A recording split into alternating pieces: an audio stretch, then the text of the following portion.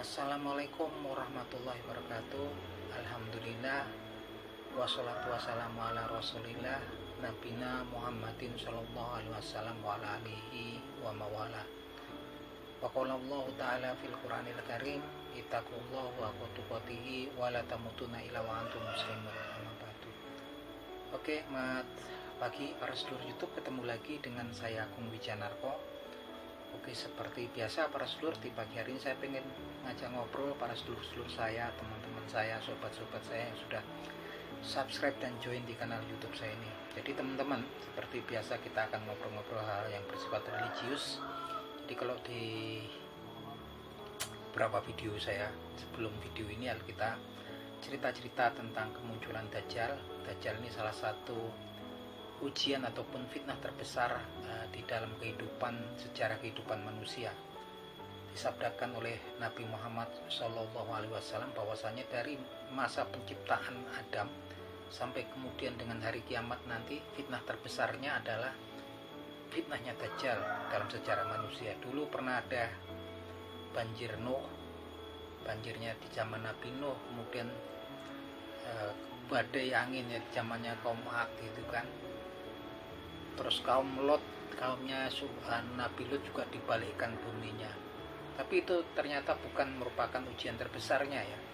Ujian terbesarnya adalah kemunculan Dajjal yang akan betul-betul menguji keimanan manusia di muka bumi ini. Jadi teman-teman, kalau kemarin kita cerita-cerita tentang kemunculan, kemudian wilayah serta pengikutnya Dajjal, hari ini kita akan ngobrol-ngobrol tentang apa sih gitu kan yang dilakukan Dajjal gitu kan ketika dia muncul. Diberitakan oleh Nabi Muhammad SAW, ternyata Dajjal ini memiliki sebuah kendaraan ya teman-teman, kendaraan khusus yang diriwayatkan dalam hadis riwayat Imam Ahmad dan radhiyallahu anhu dan Imam Hakim radhiyallahu anhu yang bunyinya sebagai berikut. Bismillahirrahmanirrahim. Walahul himaru yarkabuhu ardu ma baina uzunaihim arbauna ziro'a, yang artinya sebagai berikut. Walahu himaru, dan Dajjal itu nanti dia memiliki keledai. Terus yarkabuhu ardu, kemudian dia mengendarai keledainya itu ke seluruh penjuru dunia ya.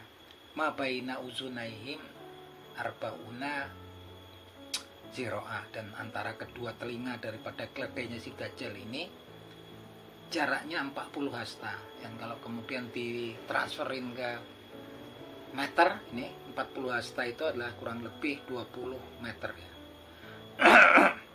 Di dalam hadis yang lain yang juga diriwayatkan oleh Imam Ahmad radhiyallahu anhu dan Imam Tirmizi radhiyallahu anhu, diberitakan juga bahwasanya Dajjal nanti akan mendatangi seluruh penjuru dunia ya.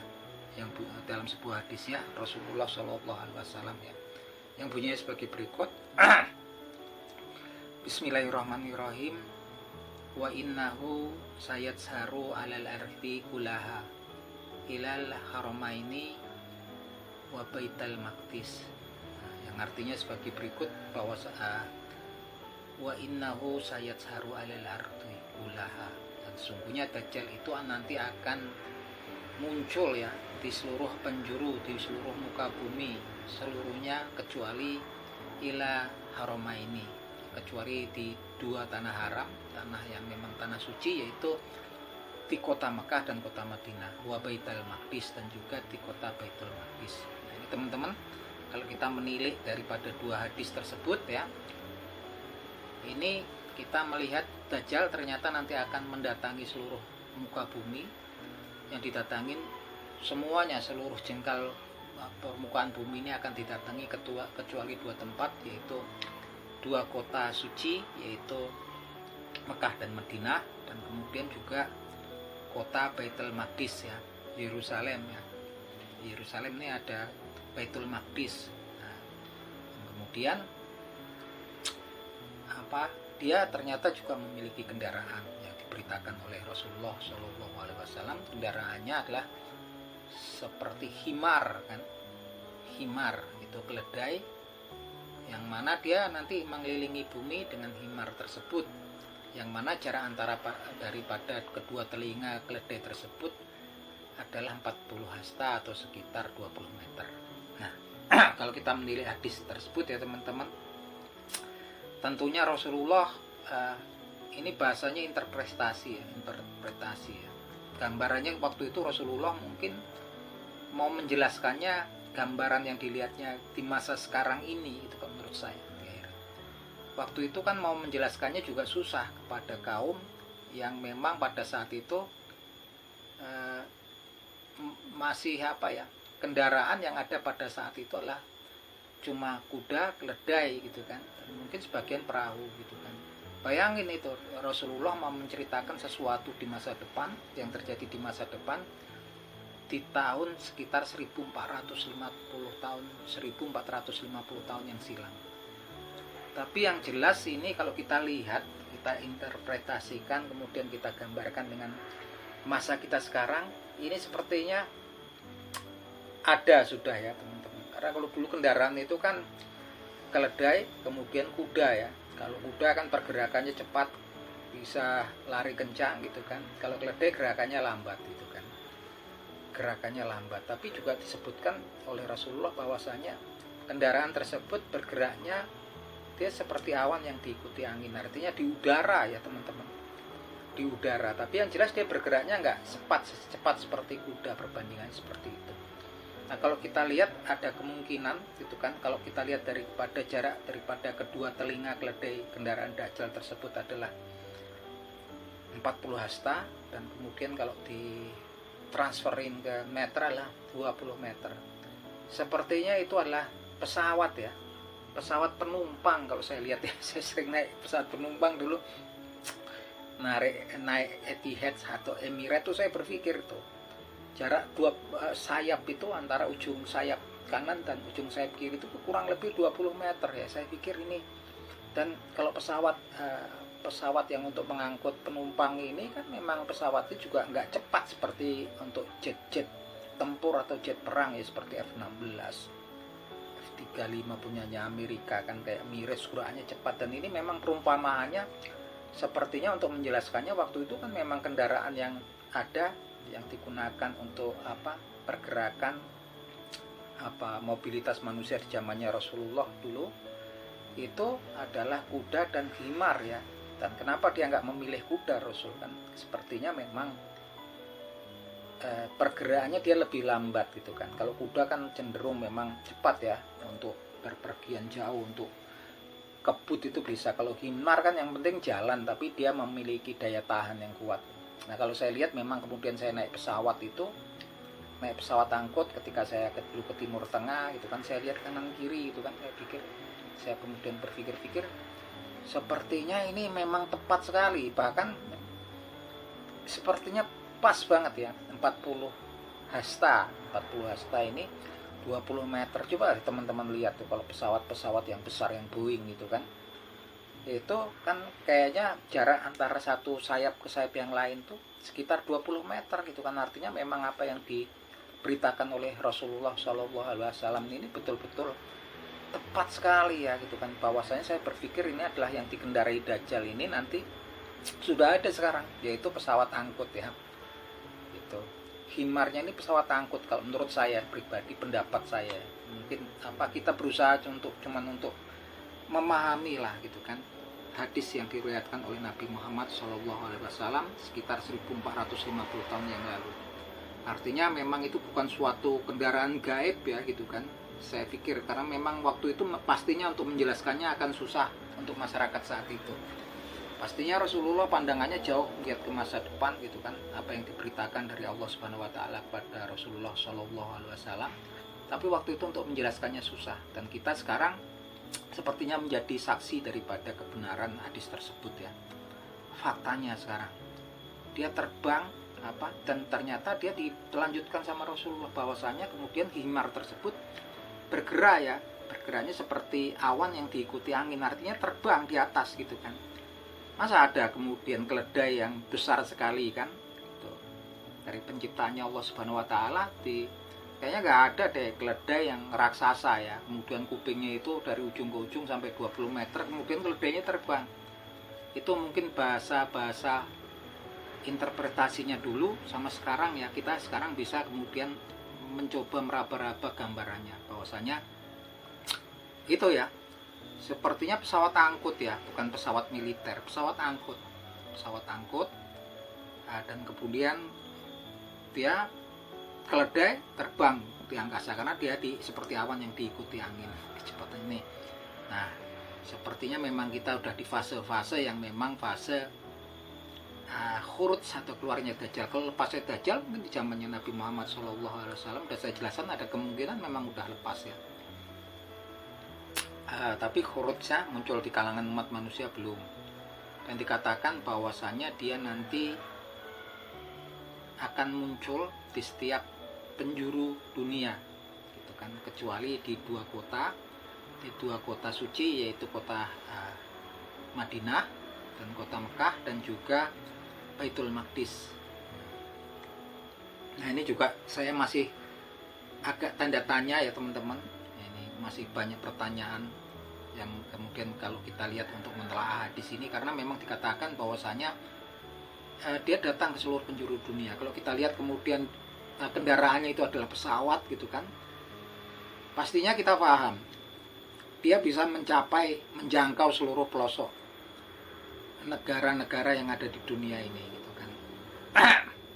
Jelas sekali ya, dia bisa menjangkau seluruh umat manusia, dan bahwasanya dia memang kalau memang itu pesawat angkut ya memang dia bisa mendatangi semua negara. Tapi yang saya masih berpikir kenapa gitu kan, kecuali gitu kan dua kota, yaitu kota Mekah sama Madinah dan juga kota Baitul Maqdis. Ini memang kita masih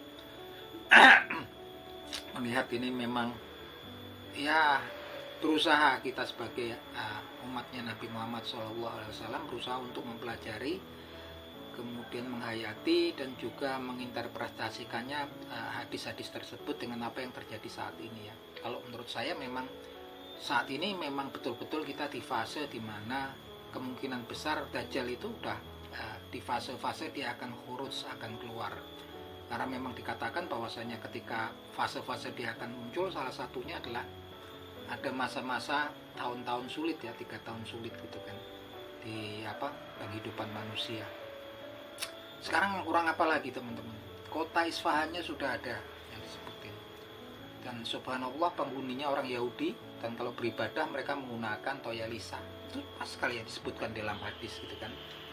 Dan juga dia akan muncul, Dajjalnya nanti dia akan muncul di region Khorasan bersebelahan. Khorasan yang di Iran, provinsi Khorasan bersebelahan dengan provinsi Isfahan yang ada di Iran saat ini. Kemudian dia diikuti juga orang-orang yang memang wajahnya seperti tameng yang dilapisi kulit, dan kemungkinan itu adalah suku-suku Turk, suku-suku yang ada di Asia Tengah, kemungkinan ya, saya berpikirnya seperti itu. Dan itu sekarang memang Khorasan juga bersebelahan dengan Turkmenistan gitu kan, ada Tajikistan, dia bersebelahan ya. Itu termasuk dengan dan mereka udah jadi negara sekarang ya, semenjak terpecah dari Uni Soviet dulu kan. Kita nggak tahu ya teman-teman, tapi yang jelas kalau kemudian kita lihat dari hadis tersebut bahwasanya kemudian dia menaiki himar, menaiki keledainya jarak antara kuping keledai yang satu dan yang lain, yang satunya lagi adalah 20 meter, 40 hasta atau 20 meter, dan dia kemudian dengan keledainya tersebut mendatangi seluruh penjuru dunia. Nah, ini pastinya ini adalah pesawat yang dinaikin oleh Dajjal. Pesawatnya pesawat angkut, karena memang bahasanya digunakan oleh Nabi Muhammad SAW adalah keledai, bukan kuda. Kalau kuda, perumpamannya kuda saya yakin adalah pesawat tempur. Nah, ini sepertinya kayaknya mungkin kalau kita bandingkan dia ini misinya semacam kayak diplomat ya, Dajjal ini. Misi diplomatik, datengin seluruh penjuru dunia gitu kan.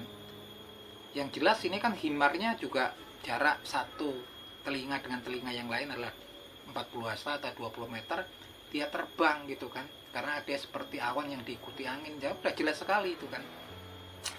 Sebagai umatnya yang umat Nabi Muhammad SAW, kita harus yakin bahwasanya memang fase-fase ini kita harus berhati-hati sebagai seorang yang beriman, Dan salah satu pesan daripada Nabi Muhammad SAW adalah ketika masa Dajjal datang adalah kita selalu mohon perlindungan kepada Allah Subhanahu Wa Taala dengan berdoa ya sebelum di tasawuf akhir sebelum salam. Yang doanya bunyinya sebagai berikut: Allahumma inni a'udzubika min azabil qabri wa min azabin nari wa min fitnatil mahya wal mamati wa min fitnatil masih dajjal. Ya Allah, aku berlindung padamu kepada fitnahnya kubur, qabri wa fitnatil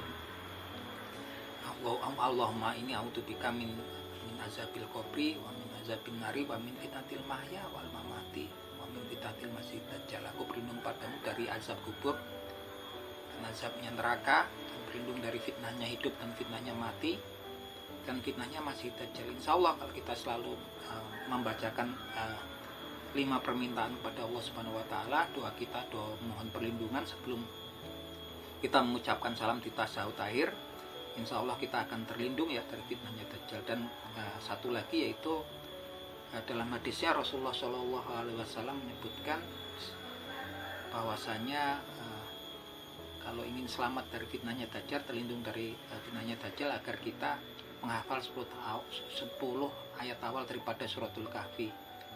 Hadisnya bunyinya sebagai berikut: Bismillahirrahmanirrahim. Man hafidho asroh hayati min awalin suratul kahfi usima minad dajjal. Barang siapa hafal daripada 10 surat awal, 10 ayat awal daripada surat kahfi, surat al-kahfi, barang siapa hafal 10 ayat awal daripada surat al-kahfi, maka dia akan terlindung dari fitnahnya dajjal. Nah itu teman-teman, semoga teman-teman betul-betul mawas diri, karena kalau kita lihat dari hadis-hadis tadi, saya meyakini bahwasanya kita udah di fasenya ya, himarnya itu udah ada sekarang ya, dan memang dia keterangannya dia akan dengan himarnya, dengan kendaraannya tersebut, pastinya dia akan mampu mendatangi seluruh negeri-negeri, negara di seluruh yang ada di dunia ini. Oke gitu teman-teman, semoga bermanfaat buat teman-teman obrolan kita di pagi hari ini. Semoga teman-teman mendapatkan pahala di sisi Allah Subhanahu Wa Taala. Begitupun juga saya, akhir kata, wabillahi taufiq wal hidayah. Wassalamualaikum warahmatullahi wabarakatuh.